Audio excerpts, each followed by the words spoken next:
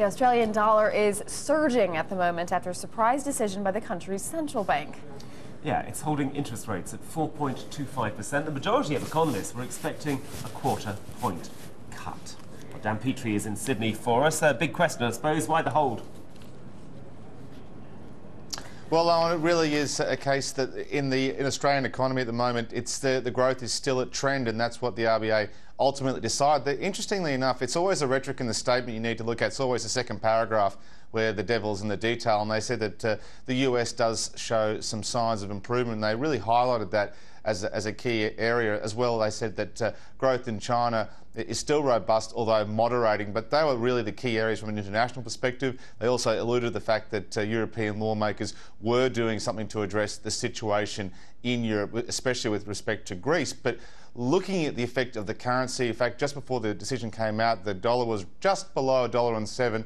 It is currently at $1.08, and it is rocketing. In fact, a lot of movement on the US one, but the big cross exchange I'd like to highlight is the Australian euro cross. So it's almost at 83 euros. It's quite staggering seeing that exchange flow across at the moment, but again highlights the one thing Australia's got is the RBA sees a pipeline of investment, $230 billion ready to go of investment. How countries would give anything for that type of growth profile. So again, whilst there is some domestic sluggishness here, that mining situations like a crocodile's tail, it really has so much power and really is the engine for the rest of the economy, if you'd like.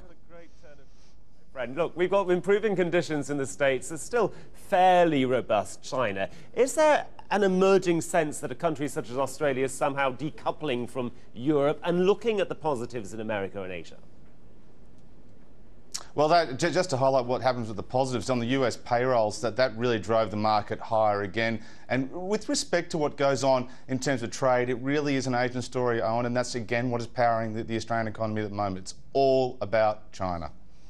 Petrie in Sydney, thanks a lot.